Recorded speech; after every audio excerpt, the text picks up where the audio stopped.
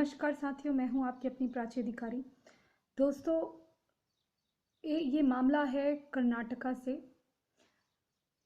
एक एक्ट्रेस हैं जिनका नाम है शनाया। इनकी दोस्ती हो जाती है नियाज़ अहमद काटीगर से। और नियाज़ के बारे में जब शनाया के भाई राकेश को पता चलता है तो वो शनाया को समझाते हैं कि यह लड़का आपके लायक नहीं है। और जो नियाज़ है वो 21 साल का होता है। तो वो राकेश उसे बताता है कि भाई हमारे और इनके इसमें बहुत ना केवल कल्चरल डिफरेंस है, बल्कि ये लड़का भी अच्छा नहीं है और तुम अगर इससे दोस्ती बढ़ाती हो तो अपनी ज़िंदगी तुम बर्बाद कर लोगी। लेकिन शनाया कंफ्यूज्ड स्टेज में होती है। इसका फ़ायदा जो है नियाज़ अहमद काटीगर उठाता है और वो शनाया को इतना ब्रेन वॉश कर देता है उससे मिलकर। जब वो उससे नहीं मिल रही होती उसे समझाता बुझाता है कि भाई तुम एक बार मुझसे मिलो, मैं सब कुछ बदल दूंगा, ये है वो है। और तो लड़की जो है सोचती है कि एक बार चलो मैं मिल ही लेती हूँ। तो वो जब उससे मिलता है तो उसको ऐसा ब्रेन वॉश करता है कि शनाया इस बात के लिए भी एग्री हो जाती है कि जो उनके रास्ते में आएगा, उसके प्यार के रास्ते में, उसके और नियाज़ के प्यार के रास्ते में, वो उसको ख़त्म कर देगी। तो एक दिन शनाया का ये जो नियाज़ अहमद काटीगर है वो अपने 9 अप्रैल के दिन ये दिन तय किया जाता है कि 9 अप्रैल 2021 को वो उनके घर आएगा। तो 9 अप्रैल 2021 को शनाया अपने बॉयफ्रेंड नियाज़ अहमद काटीगर और उसके फ्रेंड्स यानी कि दोस्त, जिनका नाम अल्ताफ़ मुल्ला जो कि 24 साल का था, अमन गिरनी वाले जो कि 19 साल का था, और जो अल्ताफ़ मुल्ला था वो 24 साल का था। इनको ये चारों का प्लान होता है कि ये आते हैं वहाँ पर और प्लान के तहत राकेश को अपने रास्ते से हटाने के लिए उसका जो गला सर है वो धड़ से अलग कर देते हैं। बहन अपने बॉयफ्रेंड और उसके 2 साथियों के साथ मिलकर, यानी कि ये 3 जनों का ही गैंग नहीं, उसके 3 फ्रेंड्स के साथ मिलकर ये 3 आदमी और ये लड़की यानी कि 4 लोग मिलकर उस राकेश का सर जो है धड़ से अलग कर देते हैं और राकेश वहीं पर मर जाता है। खैर बचने का तो सवाल ही नहीं जब सर अलग हो गया और बहन खुद करने वाली है हेल्प इनकी। तो ये लोग अलग कर देते हैं बॉडी पार्ट्स को। बाकायदा शनाया और नियाज़ एक दूसरे से बातचीत करके बॉडी को जो है कट करते हैं और वहीं पर उसी घर पे वो लोग संभोग भी करते हैं, यानी कि सेक्स भी करते हैं, लव मेकिंग करते हैं। बॉडी वहाँ पड़ी होती है, दोस्त अंदर खाना खा रहे होते हैं और ये दोनों वहाँ पर सेक्स संभोग करते हैं कि उनके रास्ते का कांटा हट गया है। अब क्या होता है, जो बाकी की बॉडी है उसके छोटे छोटे टुकड़े करने के बाद वो लोग प्लान करते हैं कि इस बॉडी के जो टुकड़े हैं ये इनको पैक करके वो शहर के बाहर थोड़ा थोड़ा फेंक देंगे, जिससे मतलब पता नहीं चलेगा। उसके बाद किसी को शक ना हो इसलिए जो शनाया है वो हुबली या हबली कोई जगह है कर्नाटक में। I am sorry if my pronunciation is wrong, अगर मेरा उच्चारण इसमें गलत हो रहा हो। HUBBLI हुबली जो भी प्लेस है उस प्लेस में जाके शनाया बड़ी स्मार्टली क्या करती है, बहुत अपनी बुद्धिमत्ता का प्रयोग करते हुए, शातिरता का प्रयोग करते हुए हुबली में फिल्म प्रमोशन के लिए चली जाती है, ताकि जब पुलिस कार्रवाई करे तो वो संदेह के घेरे में ना आए, डाउट से बचने के लिए। तो लेकिन पुलिस तो भाई पुलिस है। काफ़ी दिनों की मशक्क़त के बाद आखिरकार कोई लीड मिलती है, उसके तहत हुबली से ही शनाया को गिरफ्तार करा जाता है। उसके बाद गिरफ्तार होते ही ये चारों के चार अपना गुनाह कबूल कर लेते हैं। लेकिन आप ये सोचिए कितने रिश्ते गिर चुके हैं कि कोई आदमी, जैसे कि कहा जा रहा है ब्रेन वॉश करा। ये कैसा ब्रेन वॉश है भाई? कोई मुझे मेरे बाप के लिए तो ब्रेन वॉश नहीं कर सकता, कोई मुझे मेरी बहन के लिए तो ब्रेन वॉश नहीं कर सकता। मतलब अगर ब्रेन वॉश करता भी है तो मौत, मतलब कि हम अपने घर वालों को मार दें, इस तरह का कोई अगर बोल रहा है तो ये प्यार कैसे हो सकता है? मतलब मैं जितने भी लव जिहाद के केस देखती हूँ उसमें या तो संपत्ति का एंगल तो मेन होता है, पहला होता है बच्चे उसका धर्म परिवर्तन करके उसको अपनी ओर मिला के, एक तरह से उसका नाम जो भी रहे, हिंदू जो भी लड़की रहे या लड़का जो भी रहे, उसको माइंड से मुसलमान बनाने का। जब एक बार वो माइंड से मुसलमान बन गई या बन गया तो धर्मांतरण करना ईजी हो जाता है, या प्यार के झांसे में कि भाई चलता है, तुम्हें एक्सेप्ट ही तो करना है, ला इलाहा इल्लल्लाह मोहम्मद रसूलुल्लाह यही तो बोलना है, तुम्हें कलमा ही तो बोलना है। और नाम चेंज से क्या होता है, तुम्हारा जो असली नाम है वही रहेगा, लेकिन इतना अभी के लिए कर लो। ये सब फालतू की बातें बोलकर लड़कियों को जो है धर्म परिवर्तन करा दिया जाता है। उसके बाद जो बच्चे होते हैं वो मुसलमान ही होते हैं। और लेकिन आजकल ये भी देखा गया है कि अगर घर वाले मना करते हैं, जैसे कि लड़कियां अपना नाम पता एड्रेस सब कुछ दे देती हैं, इतना हस्तक्षेप करा देती हैं कि उनके लिए रंग रंगलिया बनाने के बाद उस रिश्ते से निकलना मुश्किल हो जाता है। अरे भैया जो हो गया, बाहर निकलो उस रिश्ते से। लेकिन तुम सब कुछ इतना बता देती हो कि तुम्हारे पास भागने का भी मौका नहीं रहता। मैं यहाँ रहती हूँ, मेरे गली नंबर ये है। और अगर आप एक फेमस लड़की हो या पॉपुलर हो तो भैया अपना घर तो मत बताओ, हर रास्ते के कूड़े को अपने घर तो मत लाओ जब तक श्योर शॉट ना हो। देखो शादी जो है ये हमारे हिंदू परिवारों में कहा जाता है कि बराबरी में अच्छी होती है। या फिर अगर तुम्हें यही करना है, तुम्हें किसी गरीब से ही करनी है, तो बुद्धि तो देखो उसकी, बुद्धि कोई बुद्धिमान लड़का तो हो अगर गरीब हो, जो तुम्हारे जो प्रॉपर्टी है उसको संभाले, उसको आगे बढ़ाए, ना कि उसका दुरुपयोग करे। वैसे कोशिश ये करो कि अपने से ऊंचे में करो। ये क्योंकि परिवार में कहा जाता है कि लड़की हमेशा अपने से बड़े खानदान में देते हैं। अब भैया ये परिवार का है कि मैं नहीं चाहती कि किसी को मेरी बात से बुरा लगे, बट ये हमारे हर हिंदू परिवार में होता है। हर कोई आदमी अपनी बहन की शादी जो है एक अच्छे परिवार में एक पढ़े लिखे लड़के से करना चाहता है। वही बात मैं बोल रही हूँ।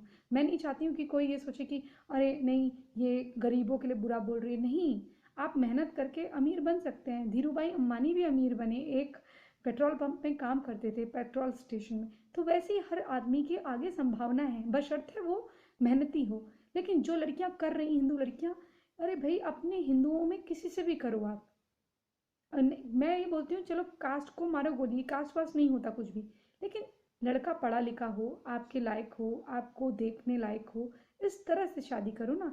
ये क्या है, कोई भी अहमद कोई भी नियाज बुला ले रही हो, तुम्हारा भाई मना कर रहा है, अरे कुछ देख सुन के ही तो कर रहा होगा। अगर तुम्हारे घर वाले इतने मॉडर्न हैं ऑलरेडी, जो तुम्हें पढ़ा लिखा रहे हैं, तुम्हारे कपड़ों में, तुम्हारे पहनने में, रहन सहन में, तुम्हारी फिल्मों में भी इवन काम करने में हस्तक्षेप नहीं कर रहे हैं, तो ऑब्वियसली तुम एक मॉडर्न फैमिली से ऑलरेडी हो, जो तुम्हें स्वीकृति देते हैं, हर चीज़ की फ्रीडम देते हैं, स्वतंत्रता देते हैं। लेकिन और कितनी स्वतंत्रता चाहिए? अगर भाई समाज में बाहर जाता है, लड़कों लड़कों के साथ घूमता है, और वो पता करके आता है कि कोई लड़का सही नहीं है तुम्हारे लिए, और वो जानता है कि आगे चल के क्या हो सकता है, नियाज 4 बीवियां और ला सकता है, 5 बीवियां और ला सकता है, तब तुम इमोशनल ब्रेकडाउन होके, क्योंकि मैंने मॉडर्न लड़कियों को भी, कई लोग सोचते हैं कि मॉडर्न लड़कियां जो होती हैं वो संस्कारी नहीं होती, या मॉडर्न लड़कियों को दुख नहीं होता।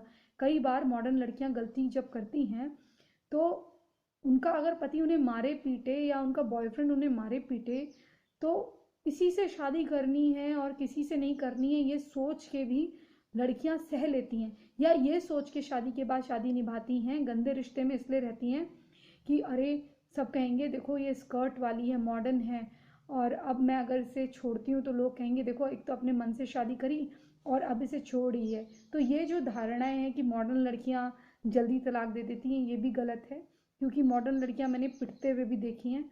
और जबकि कुछ सीधी सादी जो लड़कियां लगती हैं वो मार खाने के बाद तुरंत तलाक देती हुई भी मैंने देखी है। इसलिए जज करना छोड़ दीजिए।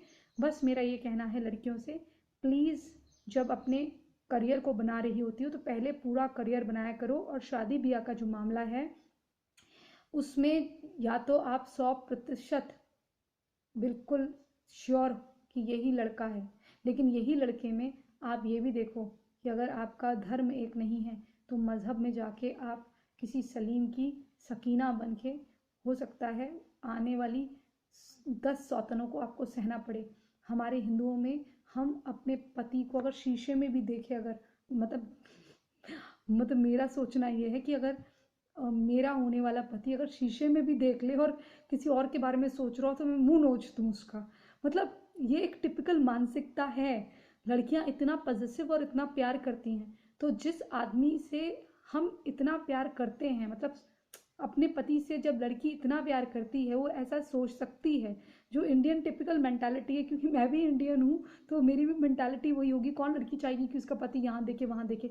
तो अगर लड़कियां शादी करें तो वो ये सोचती हैं कि मेरा पति इधर उधर ना देखे, इसकी आंख, चश्मा पहने तो चश्मा पहन के वो कहाँ देख रहा है, ये सोचती हैं।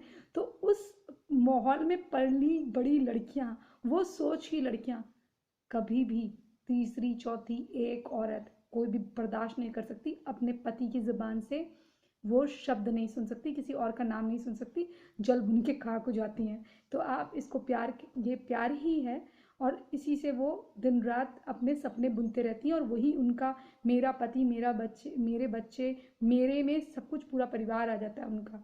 मतलब सेल्फिश नहीं होना चाहिए, लेकिन ये सोच होती है हमारी।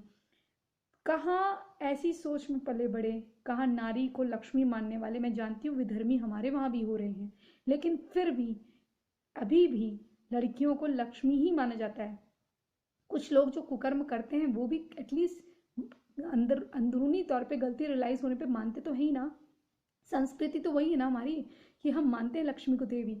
तो जो लड़कियों को लक्ष्मी मानते हैं और जो लड़कियों को खेती मानते हैं, बच्चा पैदा करने की मशीन मानते हैं, उनके संस्कार में और उनके जहनी सोच में कुछ ना कुछ तो अंतर होगा ना। यहाँ के संस्कार जो लड़की को लक्ष्मी मानते हैं, देवी मानते हैं, और लक्ष्मी के हाथ में तिजोरी की चाबी होती है, पति नौकरी करता है, लड़कियां पैसे लेती हैं, लड़कियां कहती नहीं जाना हमें धूप में काम करने, इतने नखरे उठाता है लड़का। जो अच्छे लड़कों की बात कर रही हूँ, आई मीन कुछ खराब भी हमारे वहाँ हैं, लेकिन जो लड़के मतलब लड़कियां कहती मैं तुम्हें ओन करती हूँ, लड़का कहता है मैं तुम्हें ओन करती हूँ, और मैं इसे बुरा नहीं मानती हूँ। हमारे वहाँ कुछ चीज़ें अच्छी भी हैं। कई लोग वेस्टर्न लोग बोलते हैं, जैसे बाहर के विदेशी लोग कहते हैं कि नहीं तुम एक दूसरे की प्रॉपर्टी नहीं हो। नहीं, मेरा पति मेरी प्रॉपर्टी होगा और मैं उसकी प्रॉपर्टी होंगी। उसे अच्छा नहीं लग रहा है मेरा किसी से बात करना, तो पहले तो मैं उसको समझाऊंगी कि अगर दोस्त सर्किल है, लेकिन अगर उसे नहीं अच्छा लग रहा है तो उसको नाराज करके मैं बाहर वालों को खुश थोड़ा कर सकती हूँ। तो वैसे ही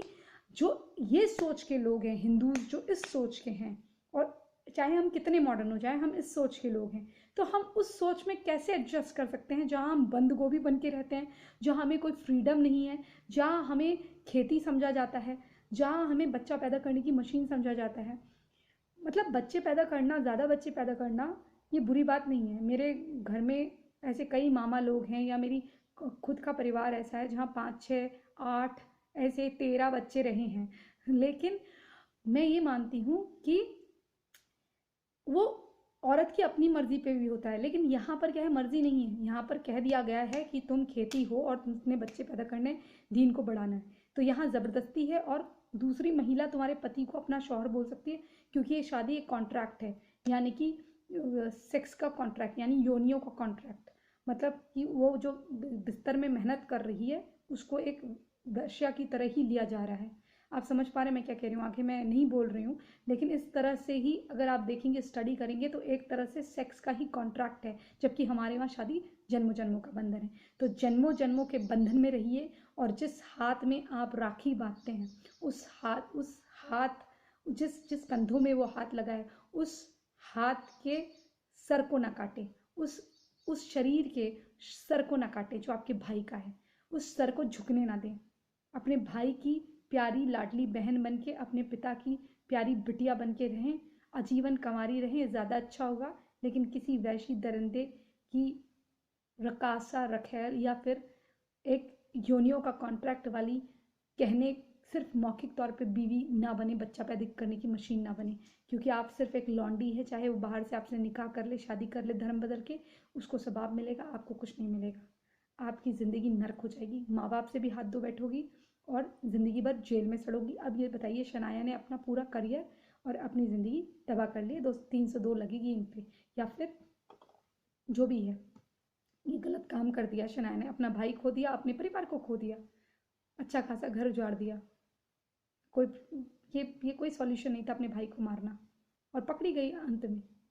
लेकिन ऐसी नीच लड़की किसी घर में पैदा ना हो, मैं ये सोचती हूँ। अपने बच्चों को संस्कार दीजिए, उनको बताइए कि हमारा धर्म और मज़हब बहुत अलग चीज़ है। यहाँ तुम देवी हो सकता है यहाँ बुरे लोग भी होते हैं, कलयुग है, लेकिन वहाँ तुम खेती हो। मीठी मीठी बात अलतकिया करके तुम्हें फंसाया जाएगा, फिर तुम्हारा धर्म परिवर्तन करके तुम्हारे साथ बदतर सलूक किया जाएगा। उनकी लड़कियां यहाँ आने को मर रही हैं, और हमारी लड़कियां वहाँ जाके मर रही, वहाँ जाने से पहले ही मर रही हैं। इसी संदेश के साथ कि आप अपनी लड़कियों को संस्कार देंगे, सिर्फ शिक्षा नहीं, संस्कार, नैतिक संस्कार भी और धार्मिक संस्कार भी, एटलीस्ट बेसिक। मैं प्राची अधिकारी अब आपसे विदा लेती हूँ।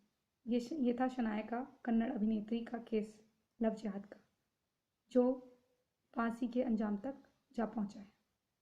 सलाखों के तो सही, आखिर सलाखों तक तो पहुंची गई। जय हिंद, जय भारत, वंदे मातरम, जय श्री राम।